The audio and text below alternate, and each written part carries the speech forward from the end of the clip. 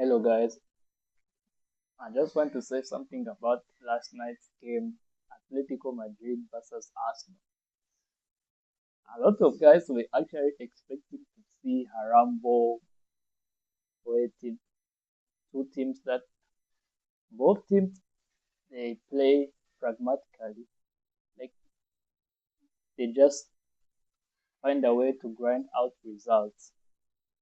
And before the game, I was reading reports that the weather was not going to be good. The forecast. They were saying that there might be some storms and thunder during the game. So when I saw the lineup, I was surprised. I saw that Arsenal's front line of Martinelli, Victor Gyökeres, and Noni Madueke. Then I started wondering, why would you actually start that front three? But I think Arteta he chose to start that front three because he had the Fulham game in mind. He thought maybe the Fulham game may turn out to be more difficult than people expect. Then he chose to start Martinelli, Madueke, and Gyökeres and rest Saka and Eze, considering that Saka just came back from injury. When the game started, I think the game plan was actually working well. Martinelli and Madueke, they are two runners. They may not be good as Saka is on the ball with his decision making, but they are very good runners. When you give them the ball and the space to run into, those guys they cook. The thing that I was actually worried about it was the right back.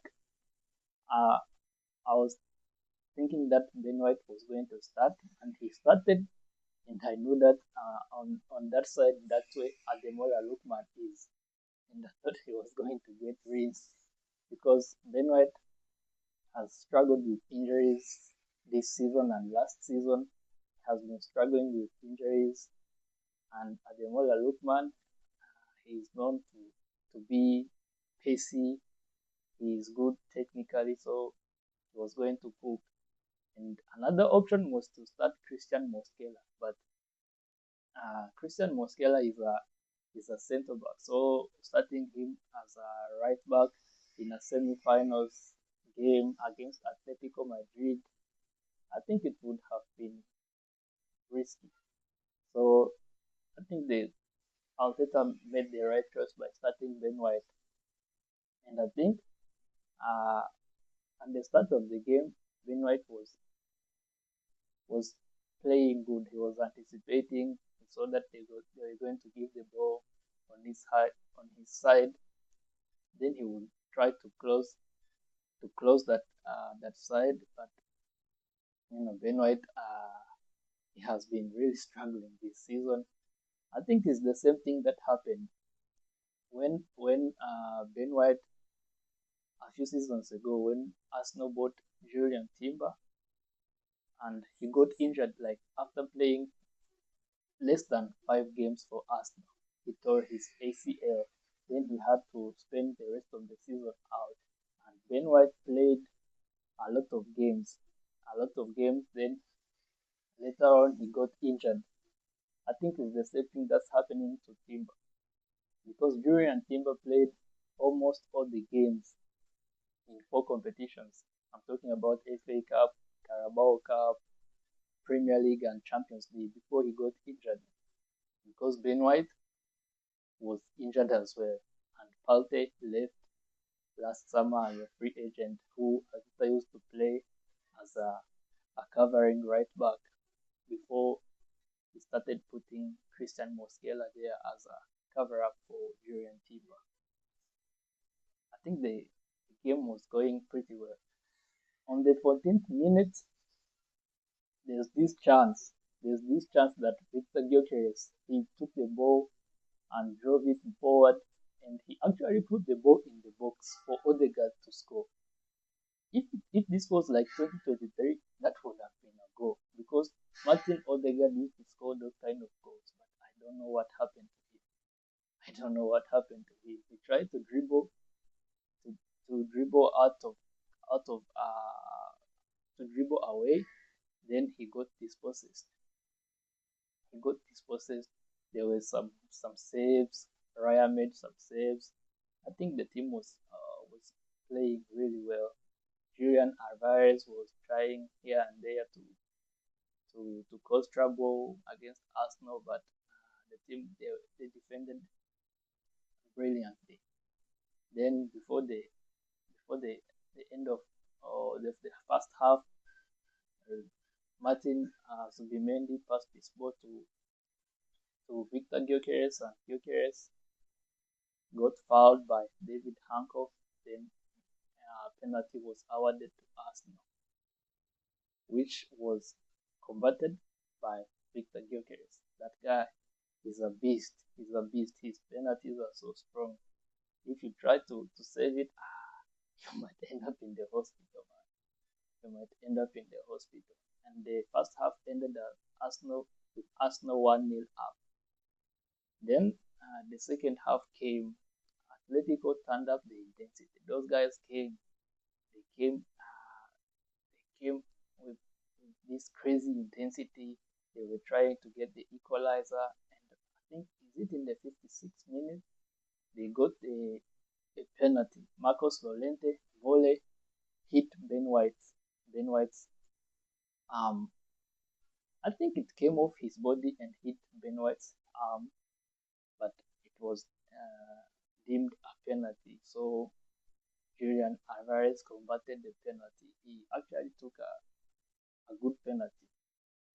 Then he equalized for Atletico Madrid. Then after that, Arsenal kept playing, but Arteta maybe saw that Odegaard was not playing well. Then he took him off. He took him off and brought on Emirates Eze in his place. And after a few minutes, he made triple subs, bringing on Bukayo Saka, Leandro Trossard, and Gabriel Jesus. And when they came on, I think Arsenal started to actually play nice football. Started playing more attacking football. There was a lot of chances, which even resulted in the 77th minute. Eze was fouled by Hanko in the box, and the referee pointed to the penalty spot for the penalty, but the penalty was overturned. I think the referee buckled under pressure, because I think if that's the home team, if it was Atletico Madrid that won that penalty, would have stood. But I think he buckled under pressure. It's the same thing that Ian Wright said. He buckled under pressure, but it is what it is. It is what it is. The game ended 1-1. I think it's not.